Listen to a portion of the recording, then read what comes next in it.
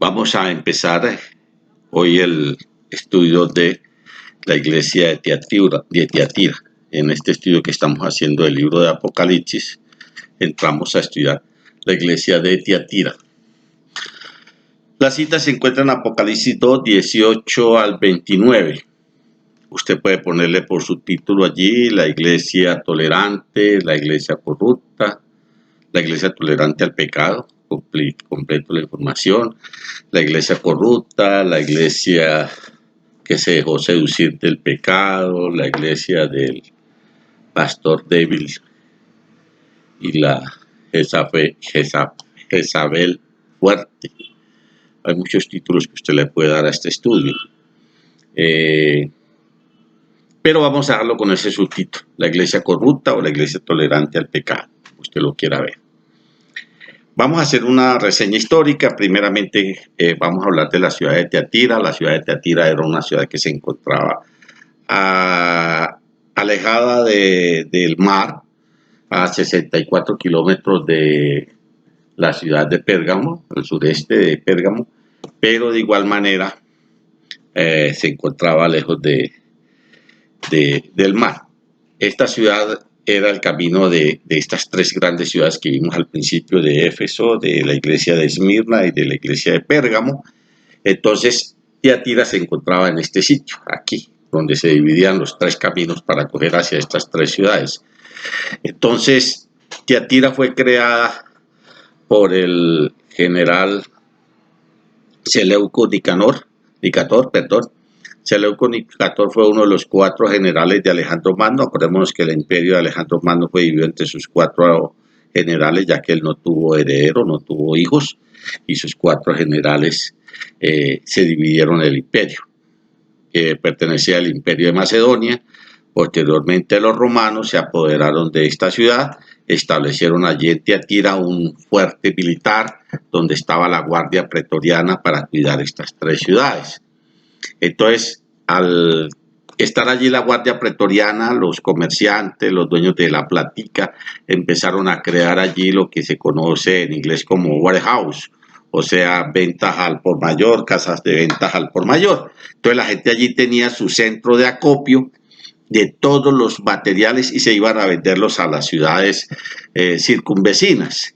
Tiatira es el significado de esta palabra, significa la ciudad. Tiatira significa la ciudad del continuo sacrificio, la palabra en hebreo tiene esos dos significados. Decimos que, perdón, me salí del tema. Decimos que en la reseña histórica esta ciudad es la actual Akhisar, y se escribe A-K-H-I-S-A-R. Akhisar se encuentra situada a 64 kilómetros al sureste de Pérgamo, establecida por Seleuco Nicator, ya lo expliqué. La ciudad actualmente tiene unos 35,000 habitantes. Es el camino obligatorio para llegar a estas 3 ciudades de Éfeso, Esmirna y Pérgamo. Dijimos que allí el ejército romano fundó un fortín militar, como una base, como hoy en Colombia tiene la base de Tolemaida,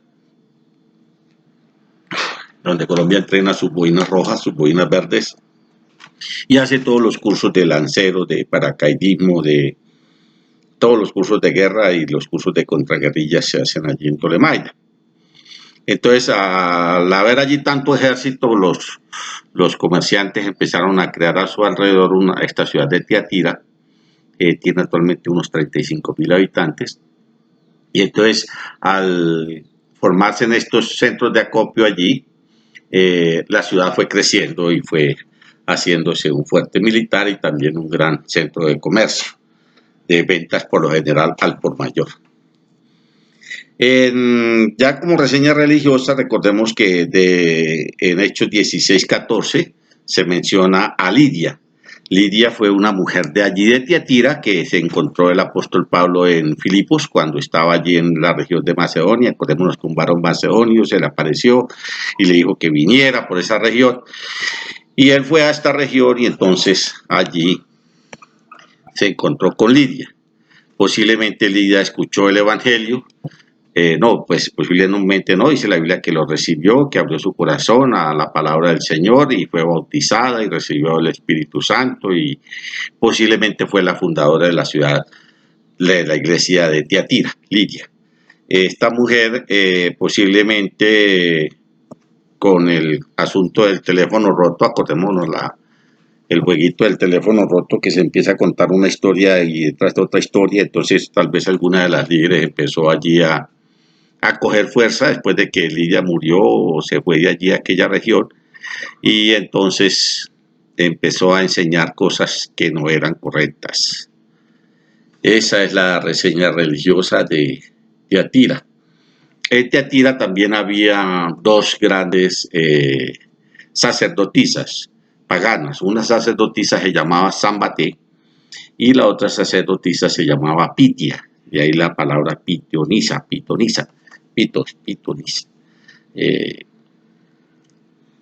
Y la palabra pitón, que acordémonos que es del origen de serpiente. Pitón es un animal que hipnotiza, que lo empieza usted a mirar y va a mirar y usted se va paralizando porque ya lo va mirando usted y usted como que no se puede mover y cuando menos piensa el animal se abalanza sobre usted, lo envuelve, lo ahoga y lo mata.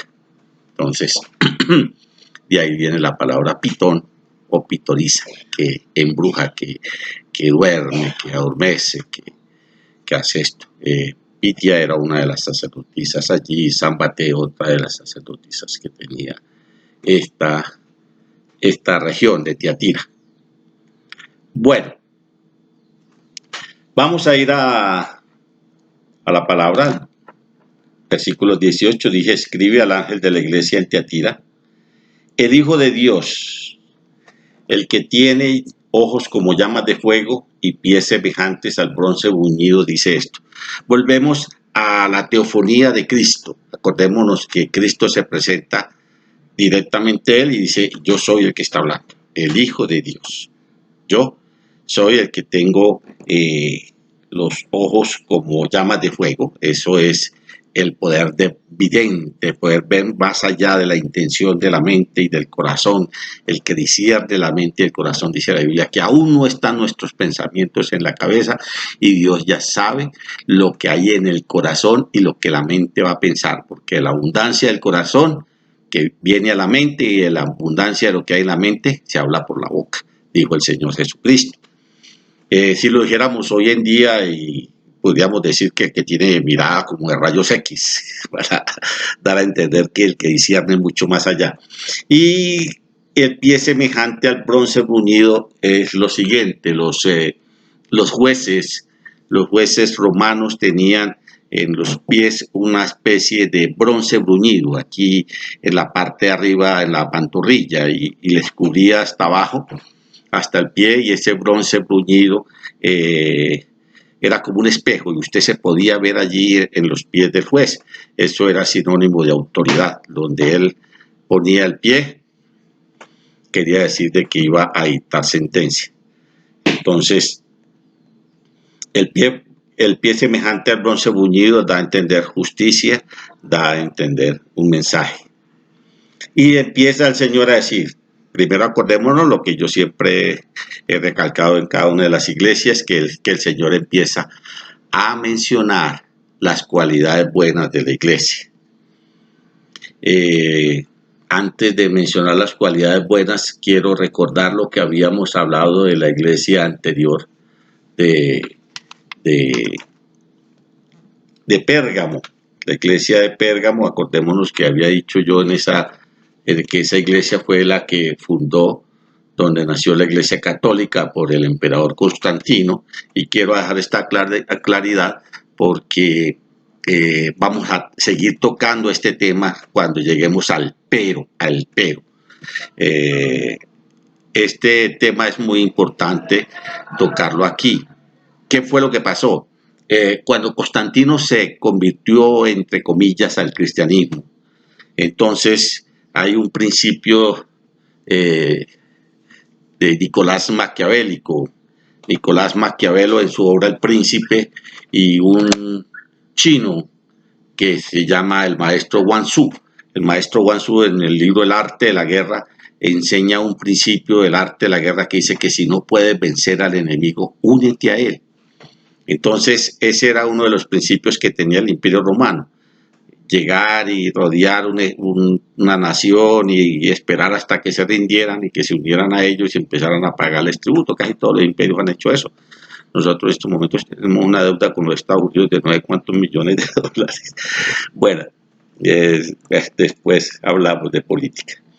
Bueno, el asunto es que cuando Constantino se convirtió, ¿se acuerdan que les dije que todo el mundo tenía que volverse al cristianismo? El gran problema fue cuando se convirtieron los sacerdotes paganos, porque ellos no sabían nada de Cristo, ellos no sabían trabajar, ellos no sabían hacer negocios con teñir la ropa de púrpura como hacía Lidia, ellos no sabían trabajar el bronce, ellos no sabían hacer ninguna clase de negocios, ellos solo sabían de religión.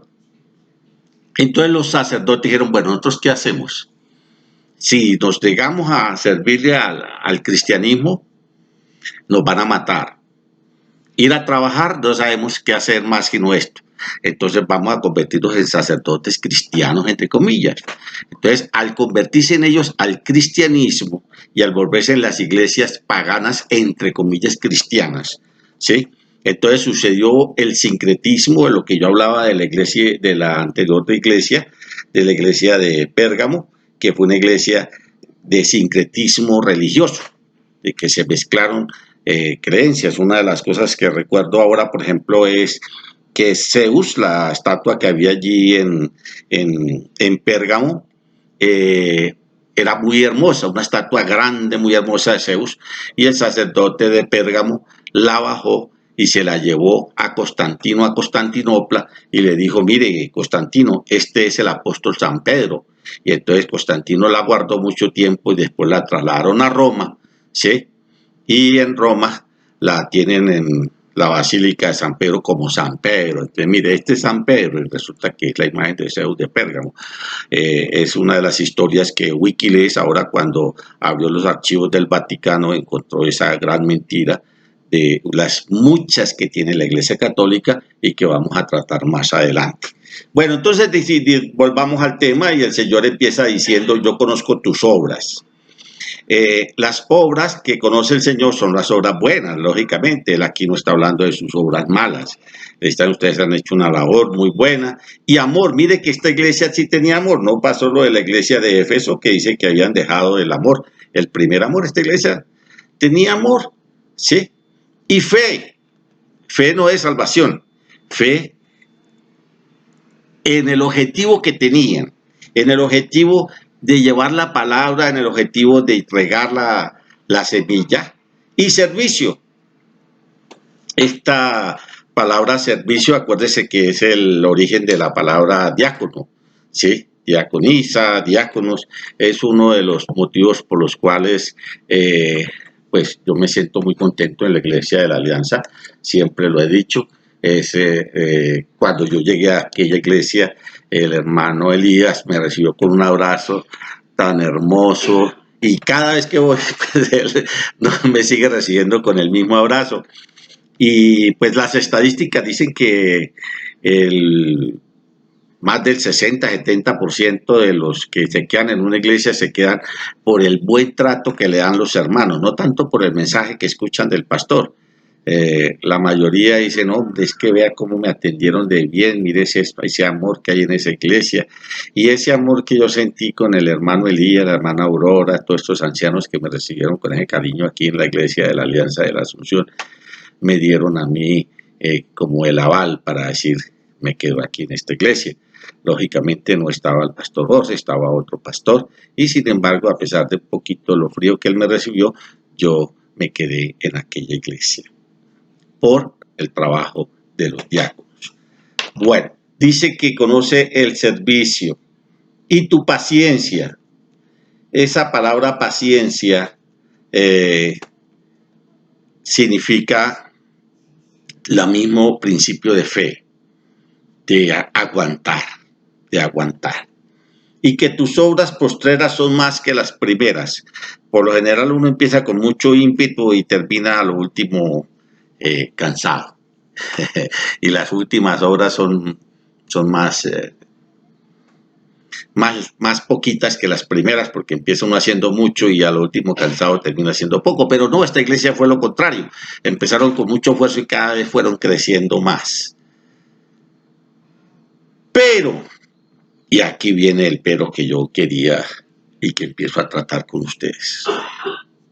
Pero tengo unas pocas cosas contra ti, que toleras que esa mujer Jezabel, que se dice profetiza, enseñe y seduzca a mis siervos a fornicar y a comer cosas sacrificadas a los ídolos. Y le he dado tiempo para que se arrepienta, pero no quiere arrepentirse de su fornicación. Bueno, esta mujer Jezabel que aquí se menciona no es la Jezabel que vimos allí en Segunda de Reyes, capítulo 9, versículo 30 al 37. Vamos a ir allá a leer. Esta mujer Jezabel que está allí en el Antiguo Testamento es simple y llanamente la mujer de Acab. Acordémonos de la historia del rey de Acab. Voy a leer solamente unos cuantos versículos acá para que ustedes se hagan a la idea. En Primera de Reyes 16, Primera de Reyes 16, versículo 31. Primera de Reyes 16, 31.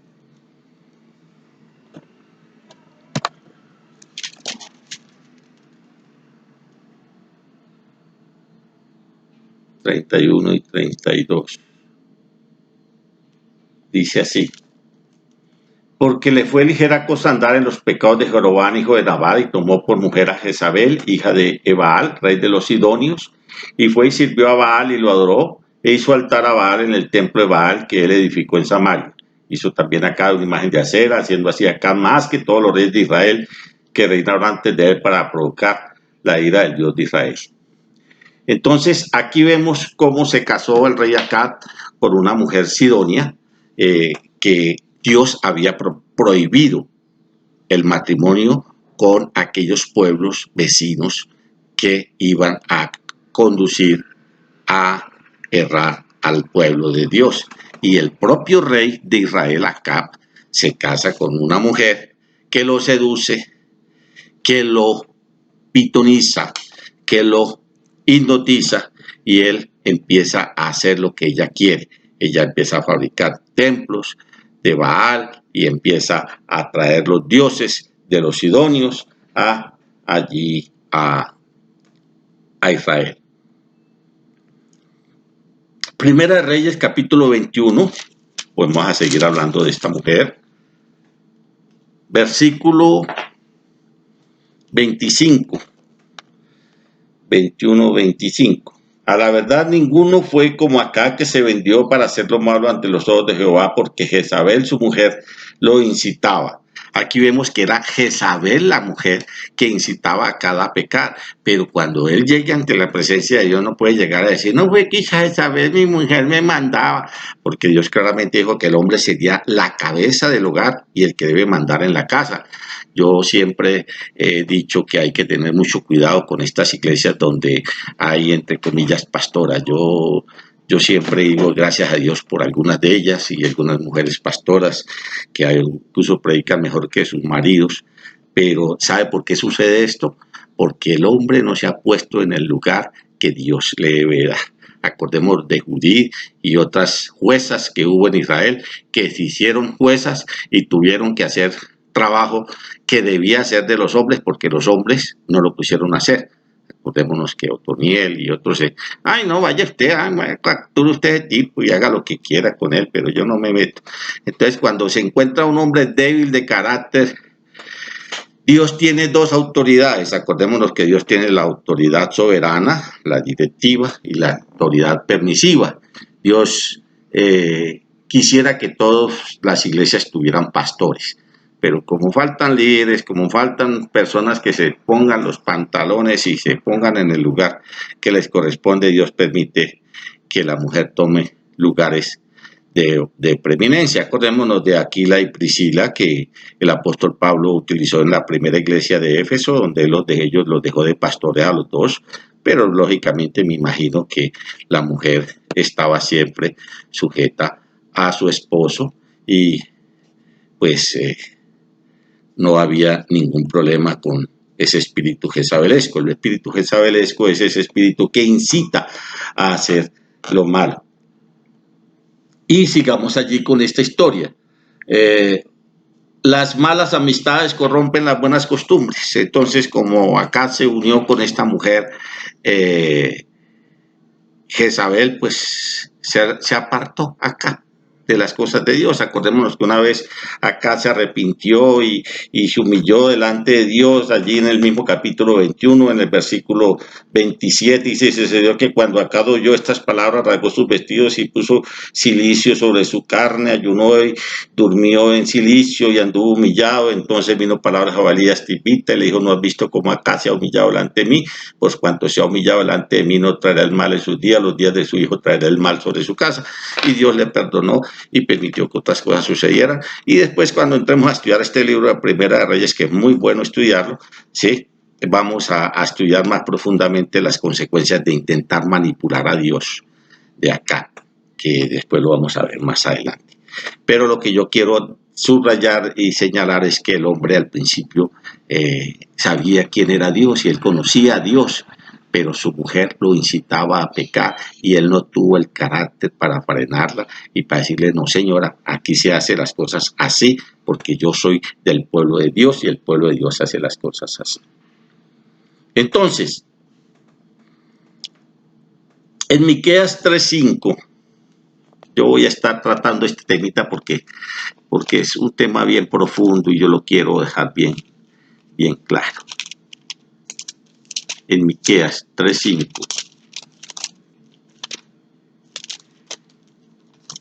dice así: así ha dicho Jehová acerca de las profetas que hacen errar a mi pueblo y claman paz, paz, cuando tienen algo que comer, y al que no les da de comer, profetizan guerra contra él. Este es uno de los grandes problemas de las superapóstoles y de los líderes que son jezabelos. El espíritu de Jezabel, que es el que aquí está hablando el Señor cuando él habla de Jezabel, aquí que tiene esa mujer Jezabel allí en el libro de Apocalipsis, no es que se haya vuelto a resucitar Jezabel, no, es el espíritu de Jezabel, ese espíritu manipulador que escucha uno en muchas iglesias, que venga, que diezme, que dé más, y el que dé más, que Dios le va a dar el triple y que le va a dar el ciento. Pues sí, Dios lo ha prometido, pero cuando nace de mi corazón, cuando no lo hago de un corazón alegre, pero cuando lo hago como en una lotería, a tirar a ganarme el 100% y la avaricia y todas estas cosas, no es correcto. Y ellos manipulan esa avaricia de algunos para sacarle la plata, porque el principio del juego es ese. Por eso es que muchos se vuelven esclavos del juego, porque se sueñan que un día se van a volver multimillonarios y entonces le meten toda la plata y cuando se dan cuenta están arruinados. Entonces, dice allí Miqueas que esos profetas, al que le da platica, Dios le va a dar paz, Dios le va a dar seguridad, Dios le va a dar aquello. Y usted que nunca lleva, usted que toque aquello. Usted no sabe las necesidades que tiene cada persona. Uno da de acuerdo a lo que tenga, dice la palabra de Dios, dijo el apóstol Pablo. Entonces, cuando usted da de corazón lo que usted puede, Dios lo bendice. Nunca vaya a dar a la iglesia por obligación, por miedo, por promesas falsas del pastor que Dios le va a dar. Pues sí, esas son promesas de Dios, pero cuando usted lo hace de corazón. Yo no quiero que usted lo haga como una lotería, quererse ganar algo más. Dice allí el libro de Ezequiel 13. Voy a leer el libro de Ezequiel 13 porque estos son espíritus jezabélicos. ¿Qué dije? Ezequiel 13, perdón. Estaba buscando Ezequiel hacia el otro lado. Daniel.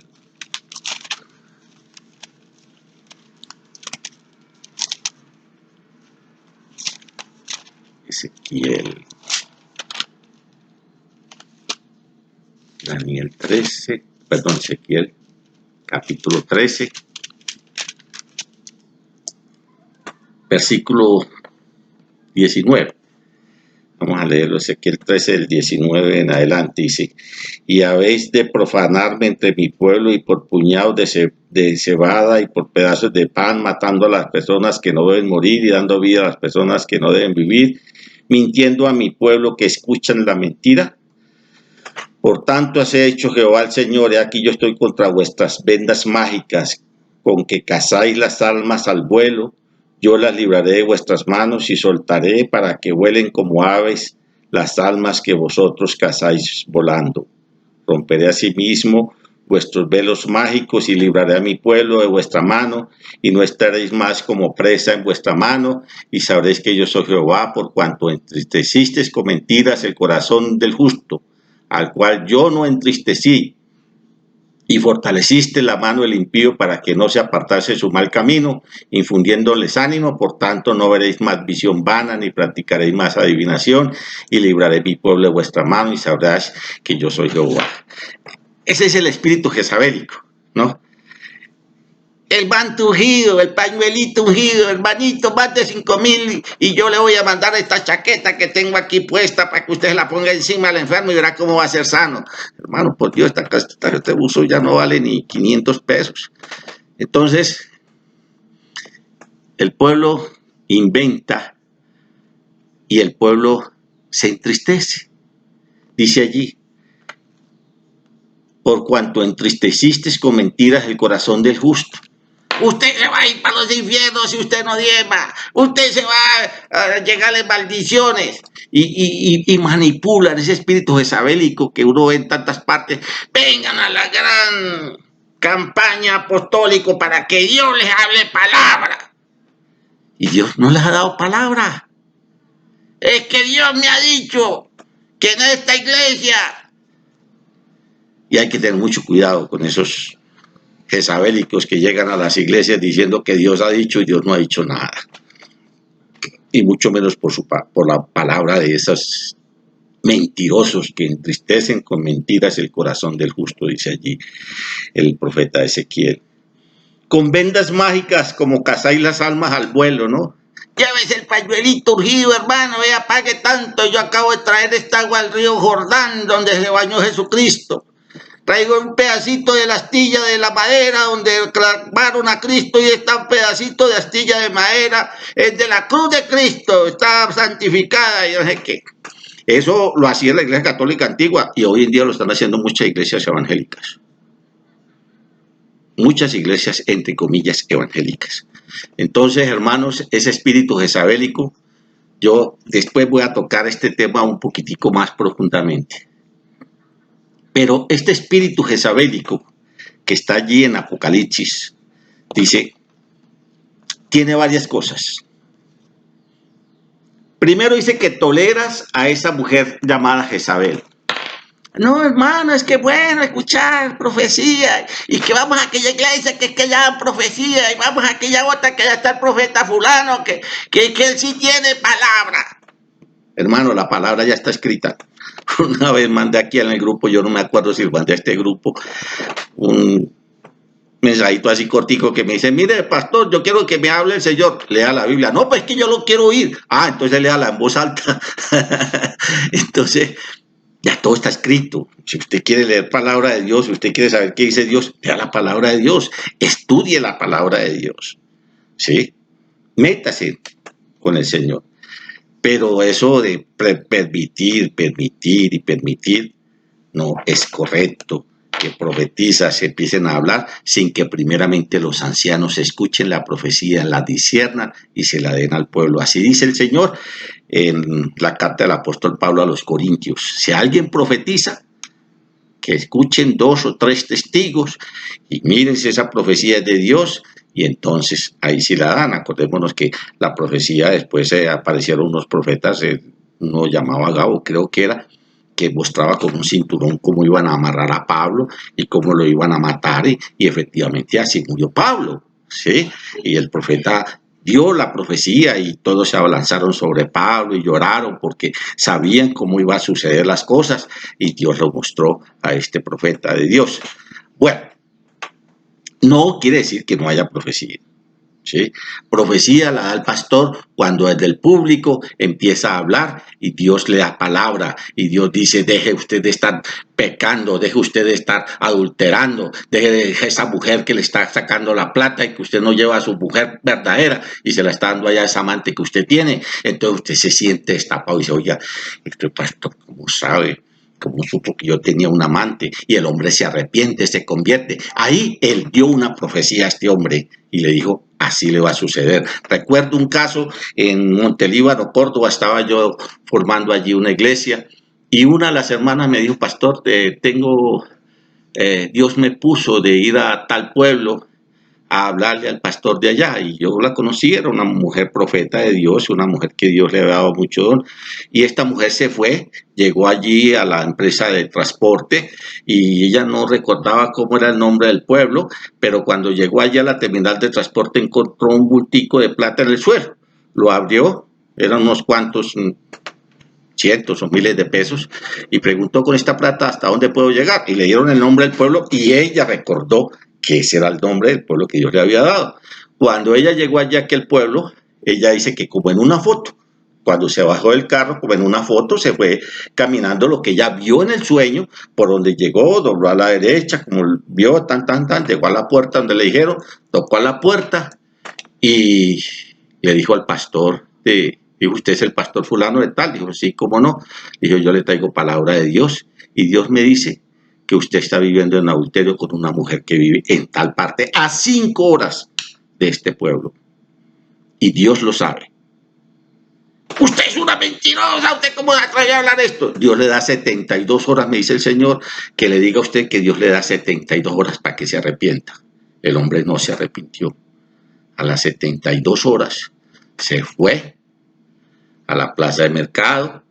Allí en la plaza de mercado fue por una libra de carne, le faltaba una rayita para la libra, le dijo al carnicero, oiga, mire señor, me está robando una libra de carne, me está tratando de ladrón, sacó el carnicero y pum, le metió la puñalada, ahí lo mató.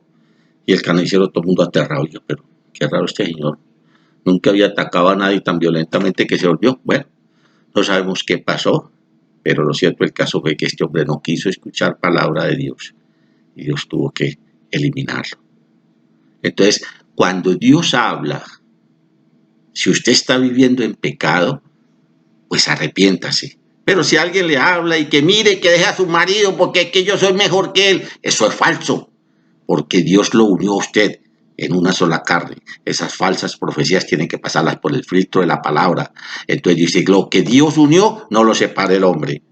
Si mañana alguien se le acerca a usted y dice, no, que Dios me dijo que ese no, usted está en yugo, es igual, que ese no es el hombre para usted. Ya usted está casada, que se quietica, hermanita o hermanito, que Dios no le tiene otra mujer para usted, sino esa.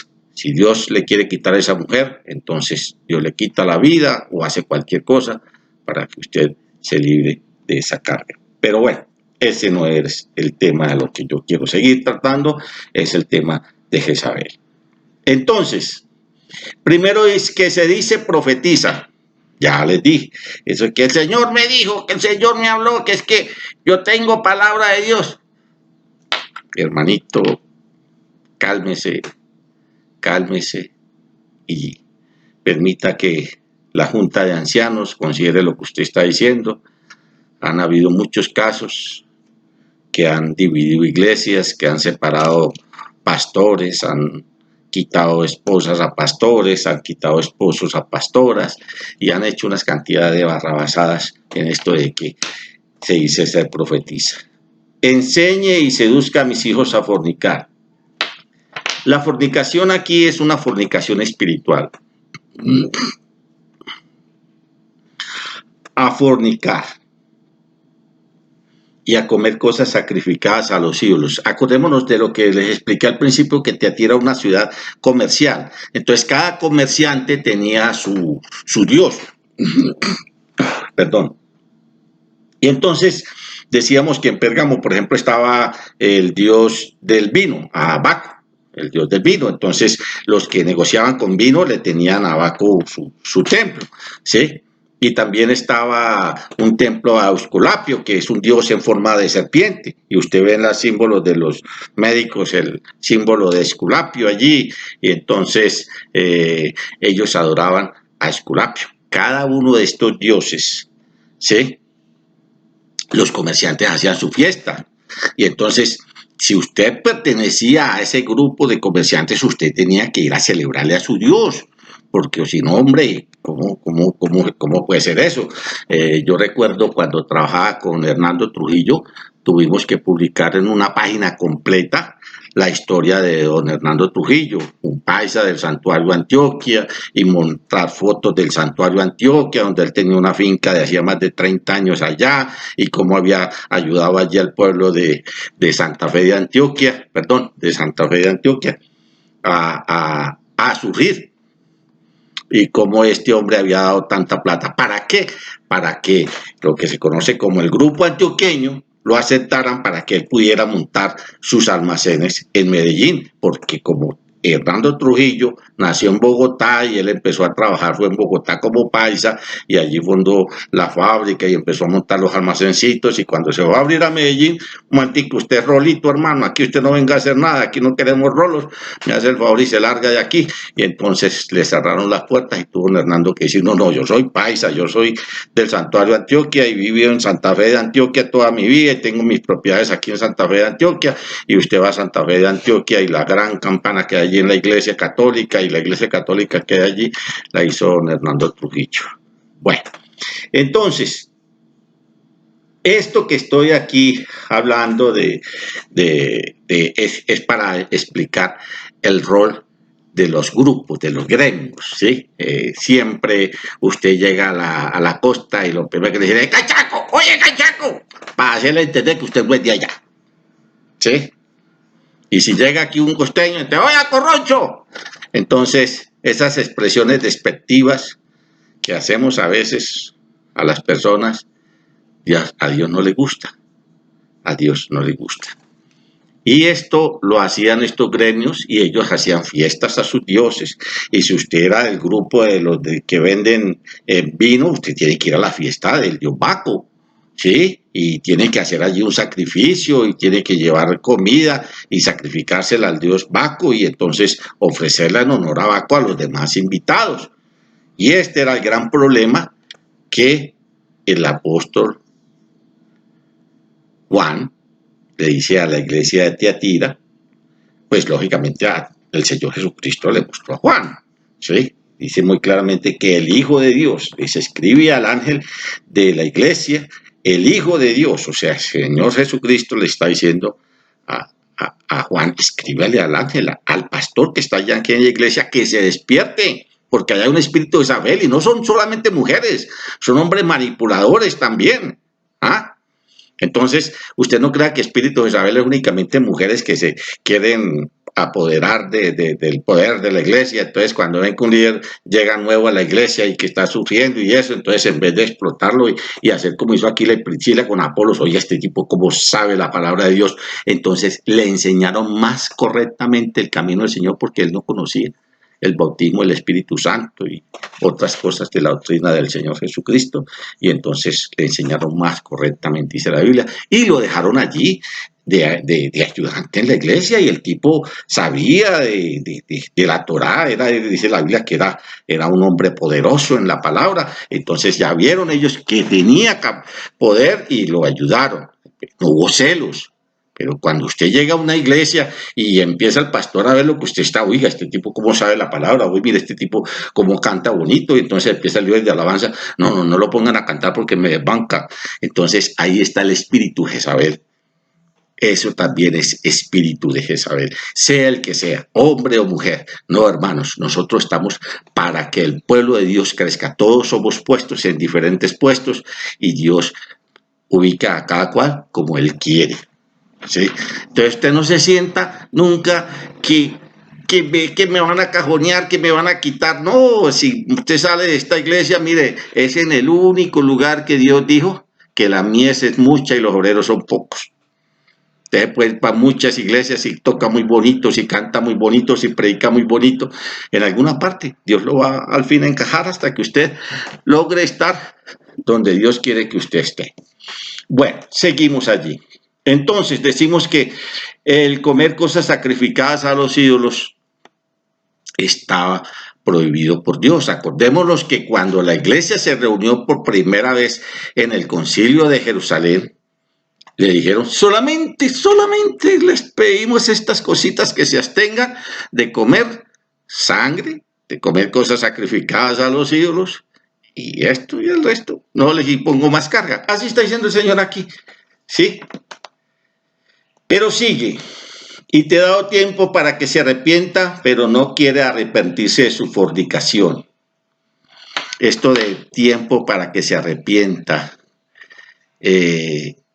es uno de los grandes problemas que tiene la Iglesia Católica.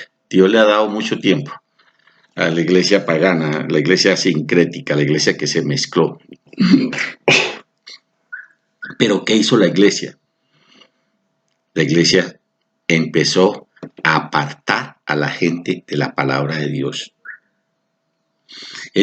Voy a mencionar unos cuantos casos de herejías que la iglesia al principio, antes de la Reforma Protestante, y después de la Reforma Protestante, algunos de estos casos la iglesia cometió. Por ejemplo, en 1414 después de Cristo se le prohibió a la gente participar de la copa durante la celebración de la Santa Cena.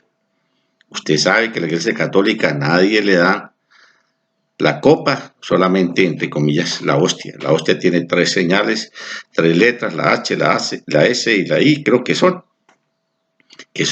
las iniciales de 3 dioses del paganismo babilónico. Estos sacerdotes que se involucraron allí en toda la región de Turquía, Macedonia, donde estaba Constantino y todo, venían de Babilonia y se convirtieron, entre comillas, al paganismo romano para sobrevivir. Cuando Roma vino, ellos se convirtieron y dejaron de hablar de Astarte y dejaron de hablar de otros dioses y empezaron a hablar de Apolo, de Diana. Y cuando se cayó el Imperio Romano y entre comillas volvieron a eso, entonces se cambiaron entonces al cristianismo, entonces ya no hablaban de Apolos, ya no hablaban de Zeus, sino que empezaron a hablar de San Pedro y San Pablo y híjole, del Espinal. Entonces, si usted en estos días se le ocurre ir al Espinal, acuérdese que ahorita las fiestas de San Pedro y San Pablo vienen, entonces lo que hay allí es sacrificado a ídolos. Así sean San Pedro y San Pablo, entre comillas, apóstoles de Cristo, ahora se ha convertido en una idolatría. Bueno, sigo. Año 1439 después de Cristo, se decreta la doctrina del purgatorio. La Iglesia Católica enseña que nadie es demasiado bueno para ganarse el cielo, ni demasiado malo para ir para los infiernos, sino que crearon el purgatorio. El purgatorio lo crearon cuando empezaron a recoger plata para formar lo que hoy es la Basílica de San Pedro. Entonces la iglesia, necesitando billete, entonces dijo, bueno, vamos a crear el purgatorio y vamos a decirle a la gente que no es demasiadamente mala para irse para el infierno, ni demasiadamente buena para irse para el cielo. Entonces vamos a dejarlos en un lugar intermedio. Y para que salgan de ahí, entonces tienen que hacer una misa cantada, responsoriada, dada por el obispo de tal parte y el arzobispo de tal otra, y vamos a traer a 3 o 4 obispos más del extranjero, y entonces le pusieron precio a la entrada del cielo. Más adelante, cuando veamos la gran ramera de Israel, vamos a estudiar eso del negocio con las almas de esta iglesia. Bueno, entonces, decimos que en la doctrina del purgatorio, entonces la iglesia católica empezaba a coger a las pobres viudas. Mi señora, pues ya que su marido murió, yo me libro del secreto de confesión que tenía, pero yo le voy a decir una cosa, su marido no fue la Santa Paloma que usted creyó que era. Ese le puso los cachos con más de una. No le voy a contar quién es para evitarme problemas, pero lo que sí le digo es que mire, él está a esto de caerse del cielo, está ahí colgando de una manito y si rapidito usted no hace tantas y tantas misas y tantas indulgencias y tantas camándulas, compra de fulano, de sultano y te pone a tantos y tantos santos a interceder por usted. mi señora, su marido se va a ir para los infiernos. Y ponían a la pobre viuda a vender todas sus propiedades y la dejaban en la calle para, entre comillas, salvarle el alma al pobre marido. Pero hoy en día muchas iglesias evangélicas están haciendo lo mismo. Han creado una especie de purgatorio. ¿Ah? Entonces, doña aquí, si usted da parte para esto, entonces vamos a escribir aquí su nombre en el libro de la vida. Tenemos acá un libro de la vida en la iglesia. Y entonces los de 5,000 aquí a la derecha, los de 50,000 aquí, y los que vienen de 100,000 hagan aquí al lado mío. Y empiezan a ponerle precio a la palabra de Dios. Esos son los Jezabel. Los Jezabel. ¿Ya? Que le he dado tiempo para que se arrepientan. En el año 1439, 1439, se dicta la doctrina de los 7 sacramentos que tiene la iglesia: el bautismo, la misa, la orden sacerdotal, que el sacerdote es el intercesor de Dios ante los hombres, la confirmación, el matrimonio, la confesión, la extrema unción, bueno, una cantidad de sacramentos, cuando la Biblia no da sino 2 sacramentos para nosotros los cristianos. Ellos convirtieron más. 1508 se aprueba el Ave María, Dios te salve María, llena de gracia, y lo repiten y lo repiten y lo repiten, y yo no sé qué es lo que no le ponen cuidado. O sea, dice Dios te salve María, o sea, María es pecadora. Si María necesita que Dios la salve es porque es pecadora, y aún así inventaron este goregore. Yo no entiendo. Y la gente lo repite como loros, y dicen que María es corredentora, que más adelante les voy a decir en qué época se mencionó eso. 1534 se funda la Orden de los Jesuitas, San Ignacio de Loyola.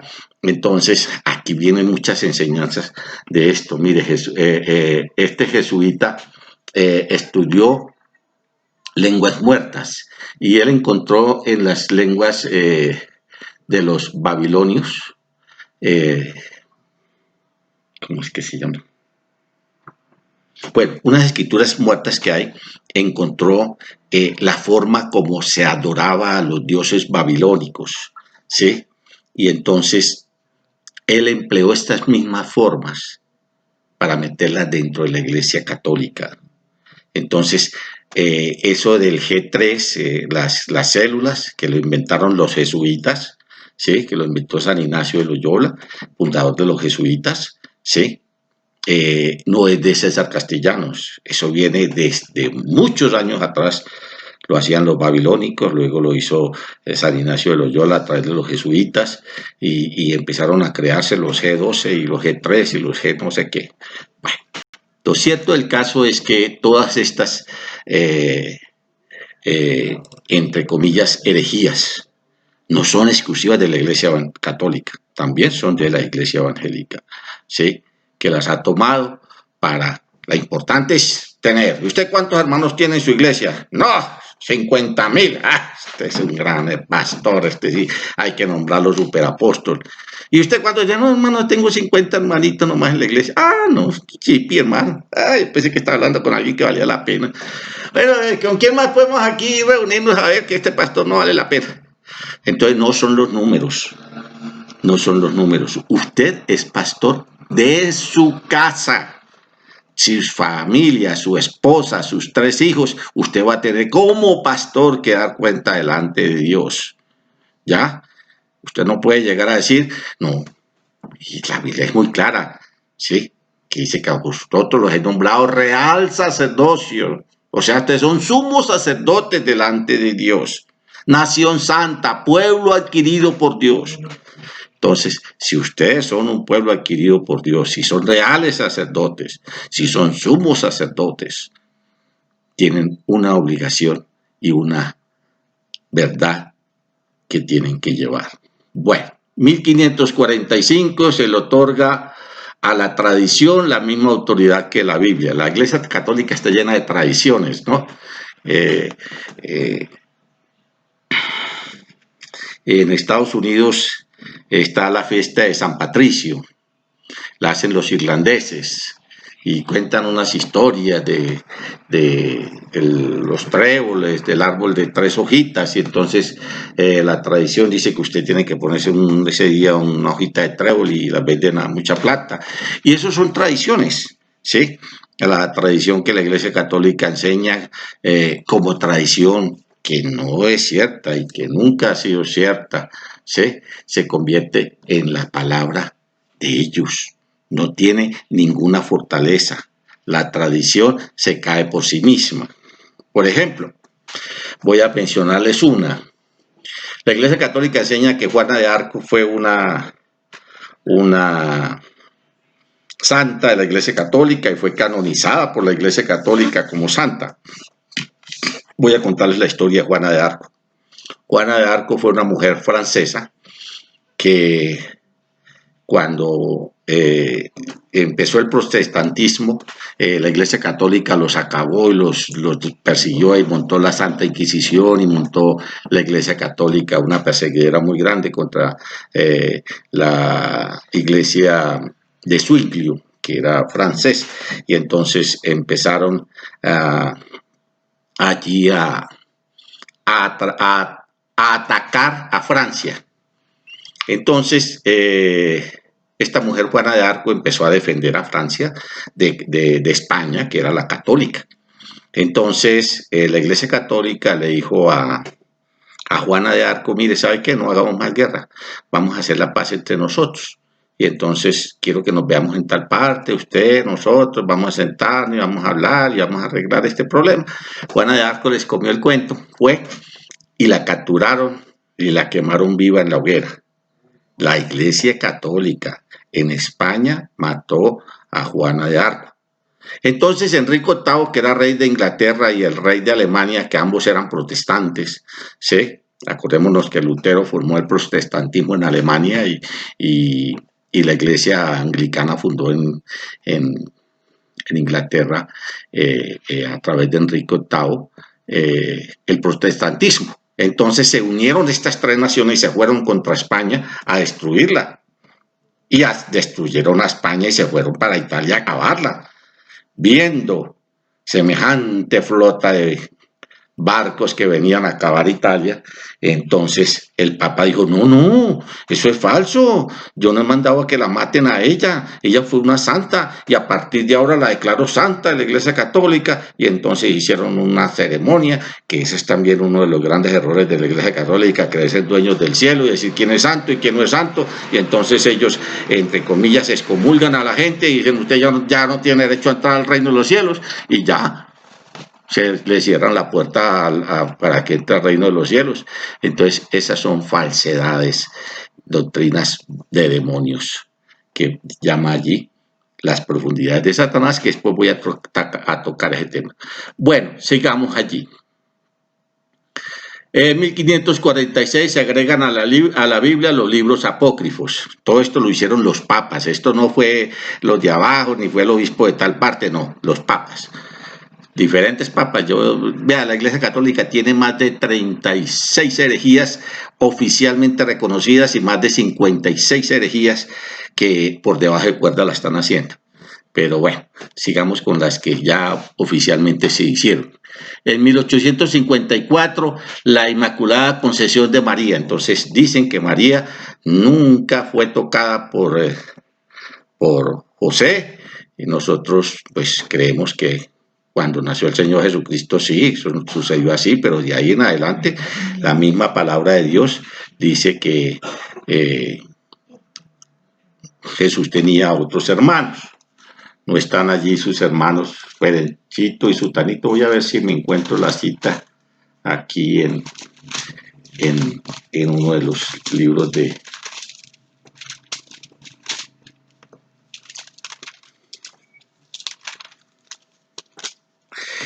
En Mateo capítulo 13.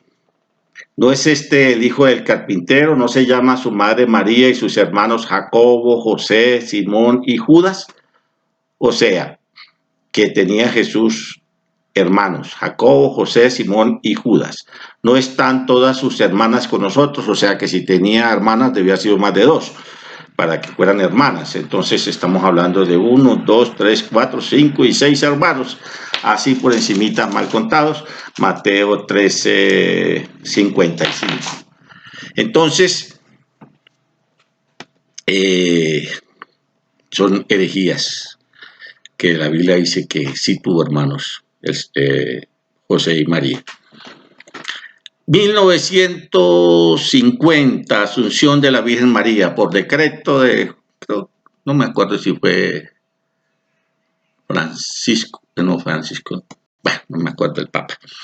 Llegó, hizo una encíclica y dijo: a partir de ahora anunciamos que la Virgen subió en cuerpo y alma al cielo. No hay una sola prueba, no hay testigos, no hay nadie que lo haya visto, como pasó con el Señor Jesucristo, que lo vieron más de 500 personas a la vez, los 12 apóstoles, María, sus hermanos, sus hijos, perdón, y una cantidad de testigos que vieron al Señor en cuerpo y alma ascender al cielo.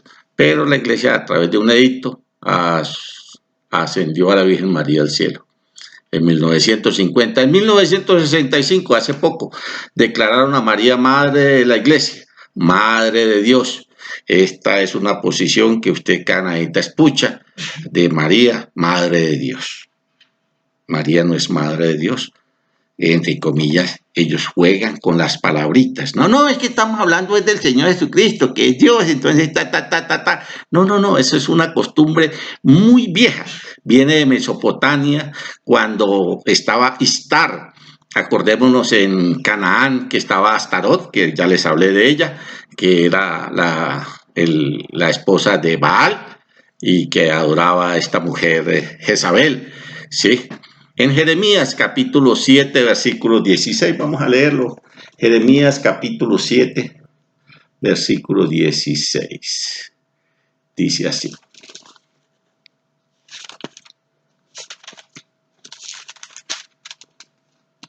voy a leerlo del 16 al 20.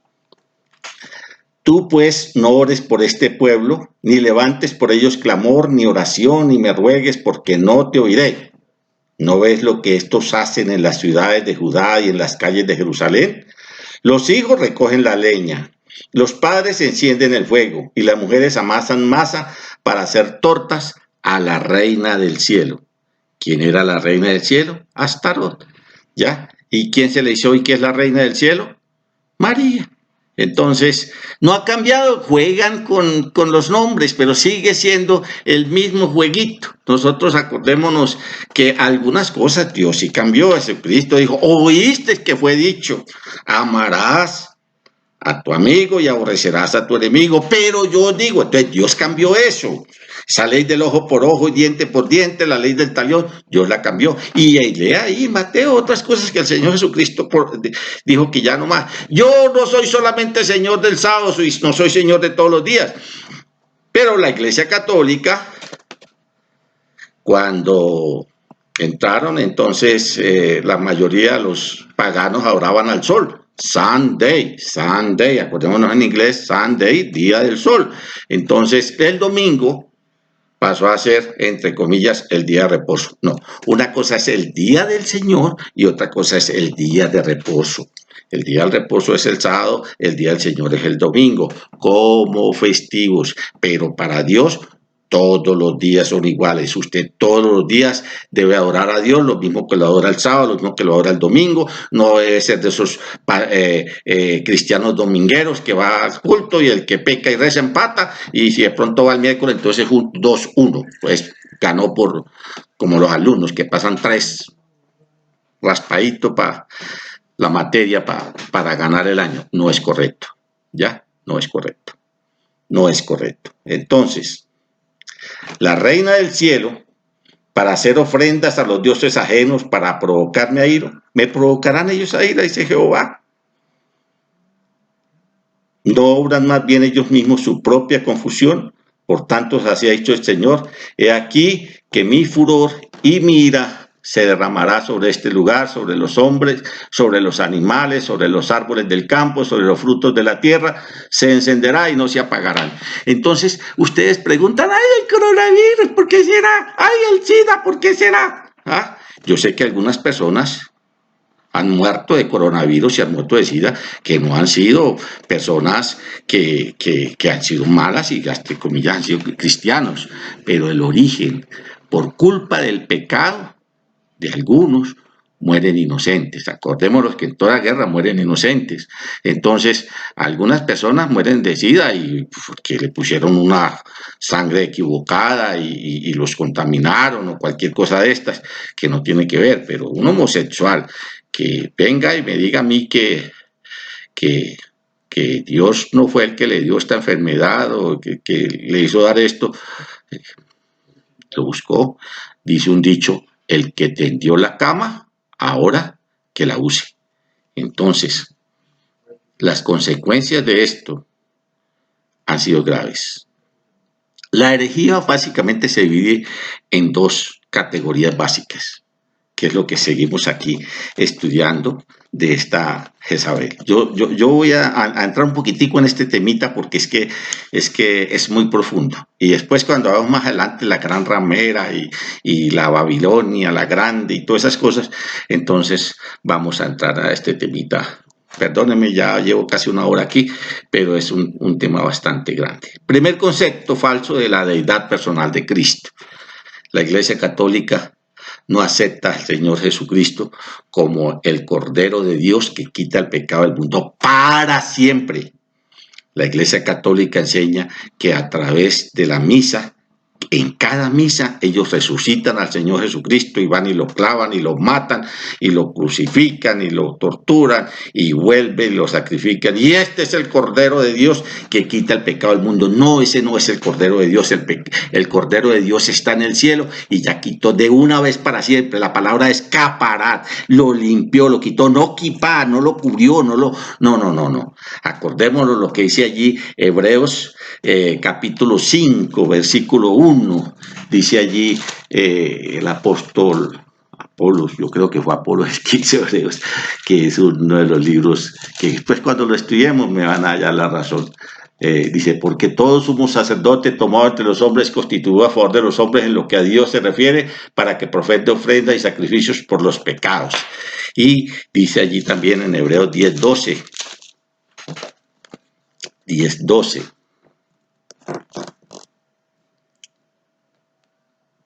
pero Cristo, habiendo ofrecido un solo sacrificio, una vez para siempre, un solo sacrificio por los pecados, se ha sentado a la diestra de Dios de ahí en adelante.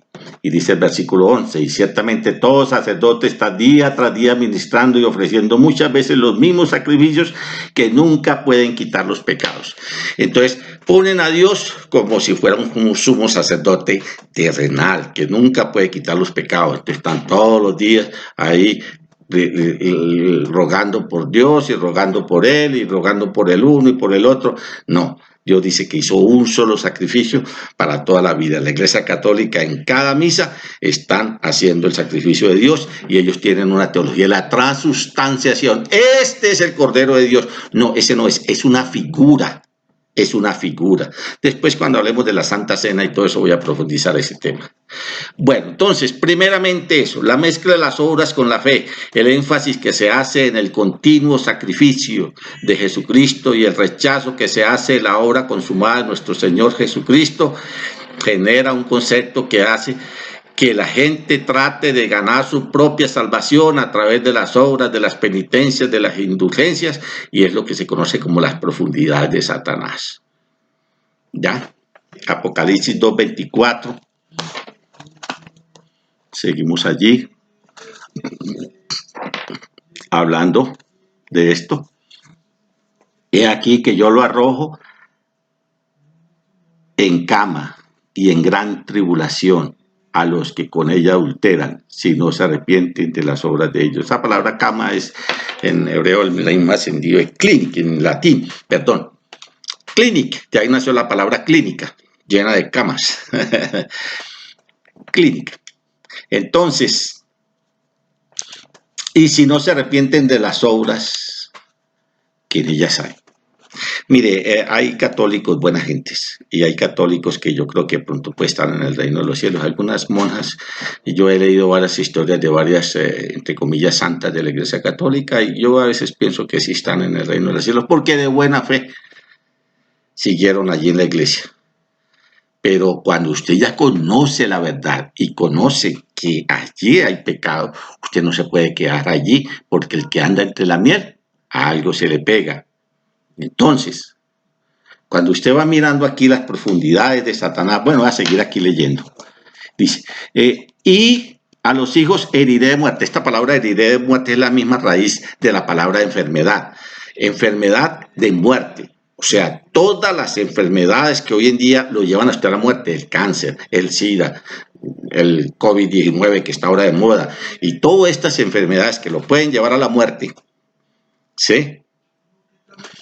Es porque algo de este espíritu Jezabel ha llegado a la tierra. Entonces, si usted quiere saber el origen de todo esto, váyase allá a la historia de Adán y Eva, el efecto colateral del pecado. Todo esto es el efecto del pecado de Adán y Eva. ¿Sí? Y sigue. Y todas las iglesias sabrán que yo soy el que escudriña la mente y el corazón y os daré a cada uno según sus obras. Ya lo leímos allí atrás, ya dijimos que el Señor a cada uno dará según las obras que ha hecho. Pero a vosotros y a los demás que están en Tiatira, cuantos no tienen esa doctrina y no han conocido lo que ellos llaman las profundidades de Satanás, yo digo, no impondré otra carga. Estas profundidades de Satanás es muy importante recalcarlas. Yo quiero recalcar esto y lo voy a estudiar posteriormente más profundo cuando volvamos al tema de la gran ramera, pero por ahora voy a hablar de las profundidades de Satanás y es una creencia que existe en algunos, entre comillas, apóstoles y pastores y todas estas cosas, que dicen que si usted no conoce a Dios, conozca al diablo para que el diablo le muestre cómo es arriba en el cielo, porque el único que estuvo arriba en el cielo y que está aquí en la tierra es Satanás. Él vio todo, él copió todo lo que estaba en el cielo. Entonces vamos a ver más adelante la Trinidad de Satanás, cuando sigamos aquí estudiando el libro de Apocalipsis, la bestia, el falso profeta, el dragón, los tres espíritus a forma de rana. Toda esa trinidad satánica la copió el diablo. ¿De dónde? Del cielo. Y los principados, las potestades, las huestes espirituales de maldad, los gobernadores de las tinieblas, todo esto lo copió el de dónde? Del cielo. Que habían ¿qué? Ángeles, arcángeles, serafines, querubines. Después cuando estudiamos escatología vamos a ver más profundamente este tema de las profundidades de Satanás. Entonces en estas profundidades de Satanás vamos a encontrar el inicio de los Illuminati, ¿ya? El inicio de los Rosacruz, el inicio de todas estas sectas secretas que tiene la Iglesia Católica, ¿ya? La Iglesia Católica tiene hasta un Papa Negro, que nadie sabe quién es, pero es el que mueve los hilos detrás del Papa Francisco, que está ahora, ¿sí? Entonces, toda esta teología venga, hagámonos amigos de Satanás para que nos enseñe cómo son las cosas del cielo, la enseña muy ocultamente a los sacerdotes cuando van a graduarse de allá. Hay un libro que yo se los recomiendo que lo compren o lo lean, se llama Lejos de Roma y cerca de Dios. Ese libro es muy importante que usted lo lea. Es un libro hecho por testimonio de más de 55 sacerdotes que se convirtieron de la Iglesia Católica al verdadero cristianismo. No va a decir la Iglesia Evangélica porque eso no salva. Usted no lo salva a ser aliancista, ni de la cruzada, ni pentecostal, ni presbiteriano. Es cuando usted tiene una relación personal con Cristo. Y estos hombres tuvieron una relación personal con Cristo y cuentan ahí en sus testimonios, Lejos de Roma y cerca de Dios, se llama el libro, se los recomiendo. Contaron ellos todas las barrabasadas y las satanizadas, las profundidades de Satanás que la Iglesia Católica hace cuando ellos los van a ordenar como sacerdotes. No os impondré otra carga, pero que tenéis retenerlo hasta que yo venga. Al que venciere y guardare mis obras hasta el fin, yo le daré autoridad sobre las naciones. Esto ya estamos hablando del milenio, después vamos a explicar esto. Y las regirá con vara de hierro y serán quebradas como vasos de alfarero, como yo también lo recibí de mi Padre. Y le daré la estrella de la mañana. El que tiene oídos para oír, oiga. El lucero, la estrella de la mañana, está allí mismo en Apocalipsis, capítulo 22. Vamos a leerlo. Apocalipsis 22, 16 creo que es. Apocalipsis 22, 16. Dice así. Yo, Jesús, enviaba a mi ángel para daros testimonio de estas cosas en las iglesias. Yo soy la raíz y el linaje de David, la estrella resplandeciente de la mañana. Mire que la Biblia misma se explica. Apocalipsis no es un libro enredado. Si usted, perdón, lo lee todo y lo aprende, usted dice, la estrella de la mañana, yo le voy a dar una estrella y le daré la estrella de la mañana. ¿Qué será la estrella de la mañana? Ahí ya sabe quién es, el mismo Señor Jesucristo. Cuando alguien lo mira a usted va a decir, pero usted cómo se parece al Señor Jesucristo. Y entonces decir, no, es que yo soy Jesucristo cuando usted esté en el reino de Dios. Después vamos a hablar sobre ese tema del milenio. El que tiene oídos, oiga lo que el Espíritu dice a las iglesias. Bueno, hermanitos, qué pena, me pasé un poquito, pero quería dejarles esta iglesia de Teatira bien clara. La iglesia católica tiene muchos errores. Si usted está allí dentro de esta iglesia, está a tiempo. Está a tiempo para que salga, para que se arrepienta. ¿Sí? Yo los invito a que recapacitemos en qué estamos haciendo. ¿Qué estamos haciendo? ¿Copiando leyes de hombres o copiando la ley de Cristo? ¿Qué estamos nosotros aprendiendo? A mandar un mensaje correcto. Dios da oportunidades. Dice en Romanos capítulo 2, voy a leerles esta última cita ya para terminar. Romanos capítulo 2. Romanos 2. 5. Dice así. Vamos a leerlo del 4. O menospreciáis las riquezas de su benignidad, paciencia y longanimidad, ignorando que su benignidad te guía al arrepentimiento, pero por tu dureza y por tu corazón no arrepentido, atesoras para ti mismo ira para el día de la ira y de la revelación del justo juicio de Dios, el cual pagará cada uno conforme a sus obras. Ira para el día de la ira. Si usted se quiere quedar ahí al lado del otro, no vaya a morir como Balaán, al lado del enemigo. Muera al lado de los hijos de Dios. Recuerdo cuando Tertuliano, una vez que fue allí a hablar sobre la adoración a Semiramis que hacían allí en Tiatira, y le dijo un comerciante, oiga, hermano Tertuliano, pero es que, entonces, ¿cómo vamos a vivir si no podemos participar de los sacrificados de los ídolos? ¿De cómo vamos a vivir? Entonces, dice que Tertuliano contestó así, verdaderamente, usted sabe para quién tiene que vivir. Verdaderamente usted sabe qué tiene para vivir. Entonces hagamos esa pregunta, ¿cómo queremos morir? Dice aquí, para el día, para ti mismo, para la ira, para el día de la ira y de la revelación del justo juicio de Dios. Un día Dios va a venir y usted, por más buenas obras que haya hecho, no lo van a salvar. Nosotros como cristianos hacemos obras porque somos salvos, pero no tenemos que hacer ninguna obra para ser salvos. Ya somos salvos y porque somos salvos ayudamos a los demás, ya en la capacidad que podemos. Entonces, ahí les dejo el mensaje. Que Dios los bendiga, hermanos.